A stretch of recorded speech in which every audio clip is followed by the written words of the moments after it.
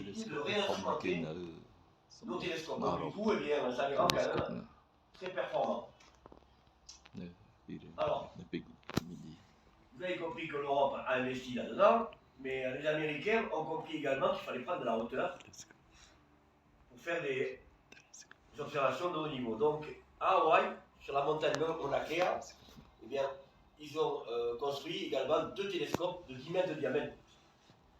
Pendant très longtemps, quand même, sachez, pendant 70 ans, le pic du Midi de Bigorre a été le seul observatoire de haute montagne au monde. 70 ans de règne, parce que pendant 70 ans, on était tout simplement les plus hauts au monde. Vous l'avez compris également, maintenant c'est plus le cas, hein, puisque ces télescopes que vous voyez là sont dans des montagnes hautes, comme celui-là, comme le grand télescope de l'île Canaries, qui se trouve à La Palma, de 10 mètres 40. Alors c'est bien ce qu'ils ont là. C'est même très bien. Si on le compare au télescope du pic, ils sont beaucoup plus grands. Mais là, on entre encore dans une autre dimension. On est dans la décennie de la découverte. Tout simplement parce que les Américains, il y a un tour de construction. Il a pris un petit peu de retard, il sera opérationnel en 2026. Ils sont en train de construire à Hawaï un télescope de 30 mètres de diamètre.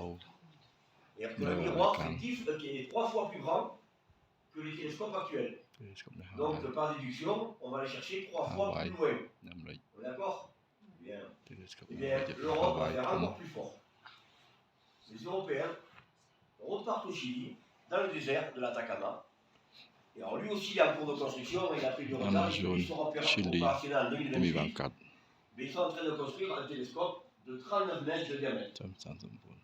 Ben, ce qui veut dire qu'avec les télescopes spatiaux et les télescopes terriens de ce niveau, eh bien, la communauté scientifique affirmera peut-être qu'il y a une vie ailleurs.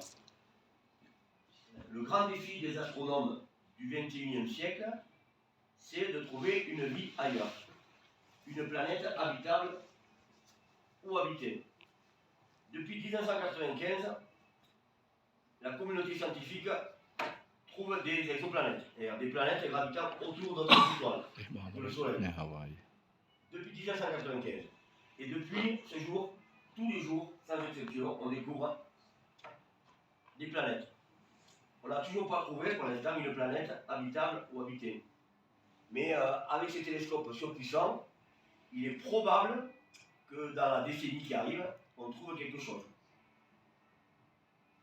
Il y a un problème, c'est que visualiser une vie ailleurs, c'est possible.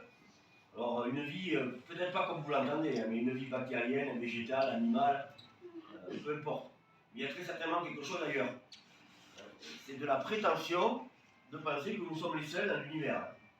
Parce que l'univers, c'est des milliards